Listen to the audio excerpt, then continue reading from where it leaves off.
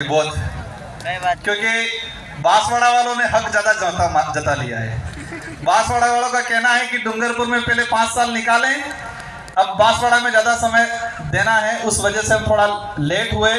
लेकिन फिर भी मैं आप सबको दिल की गहराई से धन्यवाद देना चाहूंगा। 11 बजे से कार्यक्रम शुरू है और ये 6 बजने आ रही है, फिर भी आप डटे हुए, उसके लिए एक बार जोरदार आपके लिए तालियां बजा दी जाए। आज ये जो जुनून है, ये उत्साह है, एक जोश जज्बा है, ये संकेत कर रहा है कि आने वाले समय में हमारे इस क्षेत्र के साथ साथ पूरे देश के अंदर एक शानदार क्रांति लाएंगे। ये संकेत कर रहा है आज का जो जुनून। साथियों, विश्व आदिवासी दिवस, ये जो दिवस है, ये हमारे लिए, इस देश के लिए, पूरे विश्व के लिए और मानव मात्र के लिए एक महत्वपूर्ण दिवस है विश्व आदिवासी दिवस। आज ये विश्व आदिवासी दिवस हमारे पूर्व वक्ताओं ने बता दिया होगा उसका कब घोषणा हुई, कब से मनाया जा रहा है, इसका उद्देश्य क्या है और इतने समय में 1994 से लगा के आज तक कहां कहां मनाया गया, किसने मनाया गया, कौन रुचि ले रहा है, किस सरकार ने रुचि ली, इस दिवस का उद्देश्य किसने बताया, आप सब भली भांति जानते हो, पूर्व वक्ताओं ने बता दिया होगा। विश्व आदिवासी दिवस हमारी होली है, मान लो दिवाली है, आपका दूसरा कोई त्योहार है, सबसे बड़ा त्योहार विश्व आदिवासी दिवस का दिन है और सबसे बड़ा त्योहार है ये हमारे लिए आज। साथियों, वो दिन याद आ रहा है मुझे जब 2015 के अंदर 2016 में हम कलेक्ट्री गए थे, विश्व आदिवासी दिवस मनाना है, हमें कई जगह दिया जाए। तात्कालीन प्रशासन, तात्कालीन सरकार ने कहा नहीं मना सकते हो आप।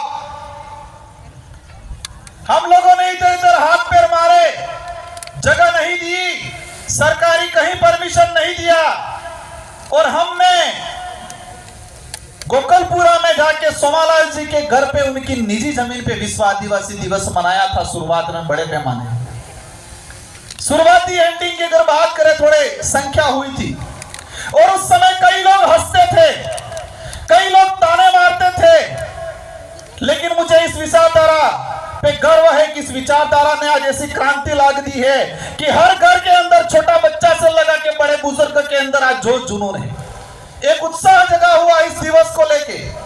यह दिवस इसलिए मनाया जा रहा है, यूएनओ ने, विश्व ने मिलकर इसलिए इसको घोषित किया गया है क्योंकि इस धरती को बचाना है, मानव जीवन को बचाना है और मानव जीवन को बचाना है तो प्रकृति को बचाना पड़ेगा और प्रकृति, कुदरत तभी बच सकती है कि आदिवासी समाज बचेगा तो ये कुदरत, प्रकृति बचेगी, जल जंगल जमीन बचेगा। ये विश्व के कई बुद्धिजीवियों को समझ में आया कि पूरे विश्व के अंदर जो ग्लोबल वार्मिंग हो रही है, पेड़ कटाई हो रही है, इधर इधर पहाड़ों को, प्रकृति के साथ जो अन्याय हो रहा है, उसका एक ही उपाय है, क्योंकि उनकी रक्षा आज से हजारों सालों से आदिवासी समाज करता आया है। आदिवासी समाज का संरक्षण करेंगे तो प्रकृति का शरण होगा। ये विश्व के बुद्धिजीवी लोगों ने, यूएनओ में बैठने वाले लोगों ने समझा और इसलिए विश्व आदिवासी दिवस की घोषणा की।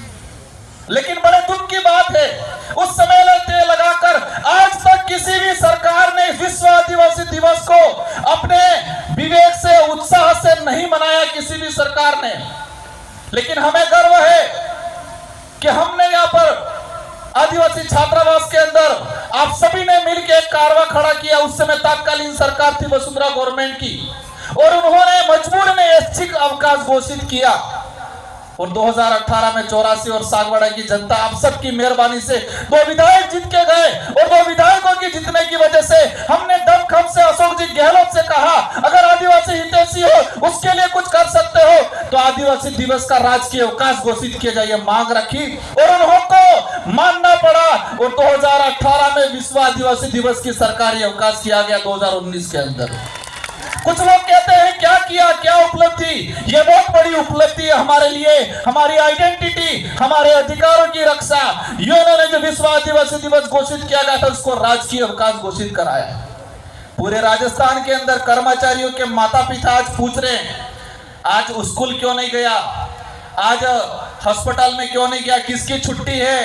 हर कर्मचारी अपने माँ बाप को जवाब दे रहा है, वो किसी भी समाज का हो, कह रहा है कि आदिवासी दिवस है आज। पूरे राजस्थान के अंदर हर माँ बाप पूछ रहा होगा, बच्चे पूछ रहे होंगे उनके पिताओं से कि आज किसकी छुट्टी है। तो आज विश्व आदिवासियों का दिवस है, इसलिए छुट्टी है। ये हमारी बहुत बड़ी उपलब्धि हुई है और इसकी वजह से आसपास के जितने जो राज्य हैं, मध्य प्रदेश, महाराष्ट्र, छत्तीसगढ़, झारखंड, सभी राज्यों के अंदर राजकीय अवकाश घोषित किया। वो आप लोगों की बदौलत, आप लोगों ने संघर्ष किया, इसलिए आज देश के अंदर जो हालात बने हुए हैं। अभी मैं आ रहा था गाड़ी के अंदर, एक चीज मैंने देखा, राजस्थान में भाजपा की सरकार है। मैं इस मंच से पॉलिटिकली भाषण नहीं देना चाह रहा, लेकिन जो आज के दिन में आदिवासी समुदाय के साथ जो धोखा हुआ है, राजस्थान के मुख्यमंत्री जी ने अपने ट्विटर हैंडल से विश्व आदिवासी दिवस की शुभकामना पोस्ट की। अच्छा लगा हमें भी कि राजस्थान का मुख्यमंत्री आदिवासी दिवस की शुभकामना दे रहा है। ये कोई मामूली दिवस नहीं है, ये उन्होंने घोषित किया है। लेकिन तकलीफ क्या हुई, किसी के पेट में मरोड़े पड़ने लग गए और आधे घंटे बाद ही राजस्थान के मुख्यमंत्री की पोस्ट डिलीट कर दी। हम जानना चाहते हैं मुख्यमंत्री जी से, क्या आदिवासी दिवस का आप शुभकामना दे रहे हो, आधे घंटे बाद आपके ट्विटर हैंडल से आपने डिलीट कर दिया, क्या दिक्कत हो गई आपको।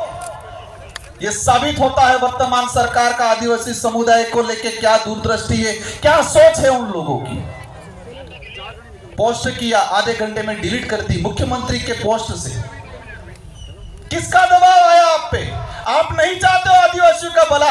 आज हम आपसे उम्मीद थी कि आज आदिवासियों के लिए कई बड़ी घोषणा करते, इस इलाके में आके दिवस मनाते, आदिवासियों के अधिकार को लेके, शेड्यूल 5 के जो प्रावधान को लेके बात करते। लेकिन उनको लगता है कि ये समाज ऐसे ही वापस कब्जे में आ जाएगा, जुमला फेंक देंगे, झूठ बोल देंगे, छोटी मोटी योजना दे देंगे।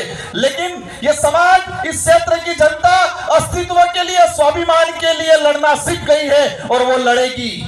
हमें साबित करना है ये बिरसा मुंडा, टाट्या मामा, राणा पूजा भील, राजा डोंगर बरंडा की धरती है और उनके वंशज है। ये हमें साबित करना है आने वाले समय में हम सबको मिलकर। आज देश के जो हालात बने हुए हैं, देश में विस्थापन हो रहा है, आप सबकी बदौलत मुझे दिल्ली की, देश की सबसे बड़ी सदन में जाने का अवसर मिला। मैंने एक डाटा निकाला, पिछले 5 साल के अंदर कितने आदिवासी विस्थापित हुए अलग अलग प्रोजेक्टों के नाम से। टाइगर प्रोजेक्ट के नाम से पिछले 5 साल में 2.5 लाख आदिवासियों को विस्थापित किया इन सरकारों ने। अन्य सभी परियोजना मिला के पिछले 5 साल के अंदर 4 से 4.5 लाख आदिवासियों को विस्थापित किया गया है इस देश के अंदर। आज तक का, आजादी के बाद तक का, अब तक का इतिहास उठा के अगर देखते हैं, इस धरती पे अगर सबसे ज्यादा कोई विस्थापित हुआ है परियोजना के नाम से, तो आदिवासी समुदाय विस्थापित हुआ है। लेकिन इन सरकारों को समझाना है कि आदिवासी समुदाय जग चुका है, समझदार हो चुका है, अब आपको मुंह तोड़ जवाब देने वाला है आने वाले समय के अंदर। यह कार्रवाई यही नहीं, पूरे देश में चलने वाला है। साथियों, एक बात और मैंने देखी, हमारा जो इतिहास है आजादी से पहले का, मानगढ़ हत्याकांड देख लो, बिरसा मुंडा का आंदोलन देख लो, देश के कई कोनों में आदिवासी महापुरुषों ने जल जंगल जमीन की, स्वाभिमान की, हक अधिकार की लड़ाई लड़ी, लाखों लोग मारे गए।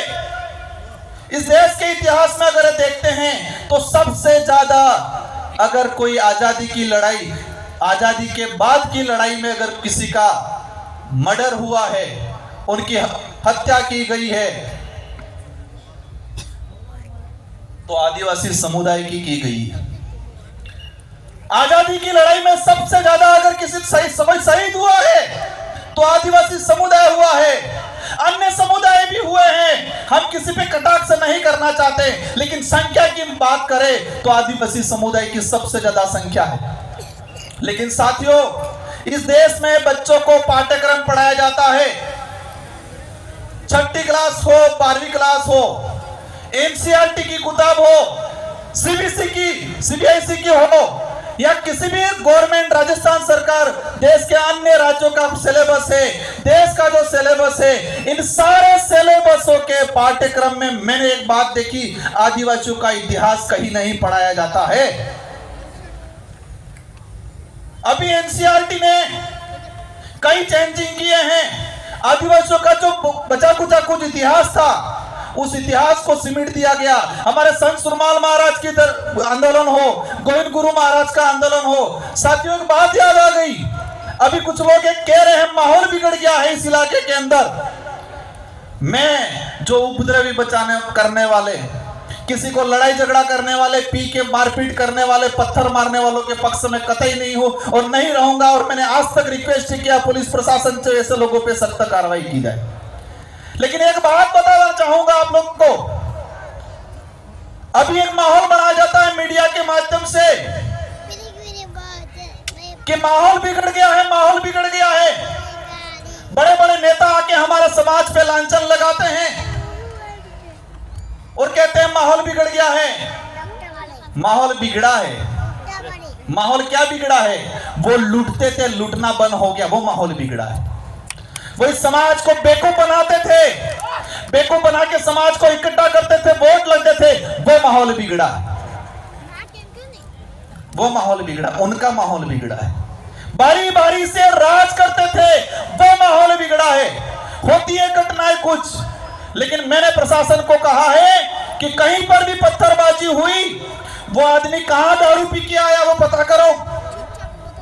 किस सरहद के ठेके पे, सरकारी ठेके, रात की 10-10 बजे तक इकट्ठा रहता है, प्रशासन चुप रहता है।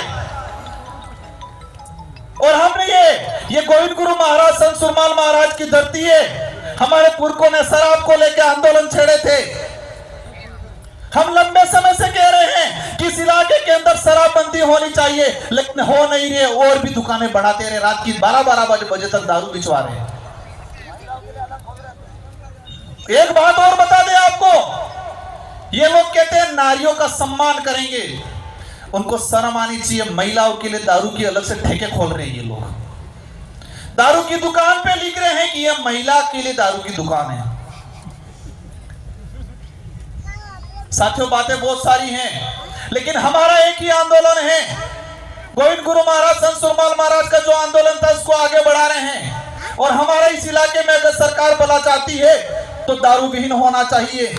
होना चाहिए कि नहीं होना चाहिए? हमारा गरीब आदमी खुद देसी कोई 2 बोतल बना लेता है, और 2 बोतल बना के अगर पीने का काम करता है, या कई 60-70 रुपए में बेच के घर गुजारा चलाता है, वहां कार्रवाई होती है। और वो आदमी, उसका कोई मेहमान आ गया, पूजा पद्धति है, तो उसको सरकारी ठेके पे 800-1000 रुपए में बोतल लानी पड़ती है। जो काम 60 रुपए में हो रहा है, वो काम ये लोग 1000 रुपए में करवा रहे हैं और कह रहे हैं माहौल बिगड़ गया। આપણે કોને પામણ આવી ગયું તો 60 રૂપિયાની બોતલ બાઈચાન્સ પીવા વાળો બુजुर्ग आदमी तो 60-70 रुपए में काम થાય कि नहीं થાય? लेकिन ये सरकार, यहाँ का प्रशासन उस गरीब आदमी की बंद कर रहा है, उसको कह रहे हैं कानूनी कार्रवाई की कह रहे हैं। लेकिन वहां रात की 10-10 बजे तक अंग्रेजी शराब बेचने वाले ठेके खुले रह रहे हैं, वहां पर कार्रवाई नहीं कर रहे हैं ये लोग। इसलिए हम सबकी जिम्मेदारी है, जो विशेषकर युवा साथी है, उनको कहना ही चाह रहा हूं मैं कि दारू हमें बंद करना चाहिए। इंग्लिश दारू तो बिल्कुल बंद करना चाहिए। इंग्लिश के लिए हाथ खड़े कर दो सब। दो पैर बंद रात्रि जाएंगे गाड़ी दियो ने क्यों?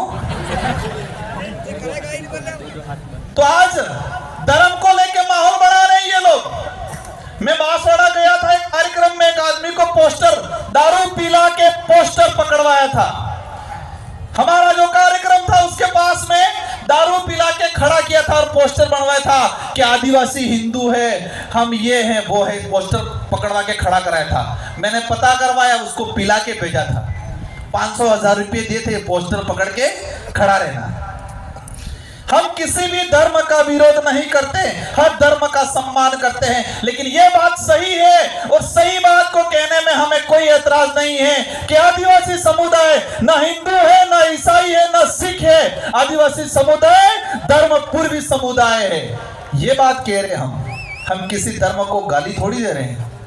हमारा समाज ऐसा है, 1000 लोगों का परिवार है, गांव है, और एक कोई अन्य समाज का, ब्राह्मण हो, जैन हो, राजपूत हो, उस आदमी का घर होता है, सब मिलके उसकी सुरक्षा करते हैं, कभी परेशान नहीं करते। ये समाज है वो किया आज तक हमारे पूर्वजों ने भी नहीं किया, हमने भी नहीं किया। हम भाईचारे के साथ रहना चाहते हैं, लेकिन माहौल क्या बना रहे हैं, क्या माहौल बना रहे हैं। संत सुरमाल महाराज ने इस क्षेत्र में हक अधिकार को लेके, जल जंगल जमीन को लेके, भक्ति को लेके, बेट बगार के खिलाफ, मुगली शासन व्यवस्था, अंग्रेजी शासन व्यवस्था, राजा रजवाड़ों की शासन व्यवस्था के खिलाफ लड़े। लेकिन माहौल क्या बनाया, ये सिर्फ नर्ग बजाता था भक्ति। बिलराज कायम करने की गोविंद गुरु महाराज ने वो कल्पना की थी। हम सबका सपना है, और ये बात याद रखना, कोई कुछ भी कहे कि नहीं बनेगा बिल प्रदेश, वही लोग 5 साल पहले जोहार का विरोध करते थे, आज जोहार बोल रहे हैं। वही लोग 5 साल पहले आदिवासी शब्द का विरोध करते थे, वनवासी कहते थे, वही लोग आज आदिवासी शब्द पे आ गए। और मैं कहता हूं 5 साल बाद यही लोग कहेंगे बिल प्रदेश बनना चाहिए, क्योंकि उनका बेटा कहेगा बिल प्रदेश बनना चाहिए। जितने विरोध कर रहे हैं बिल प्रदेश को लेके,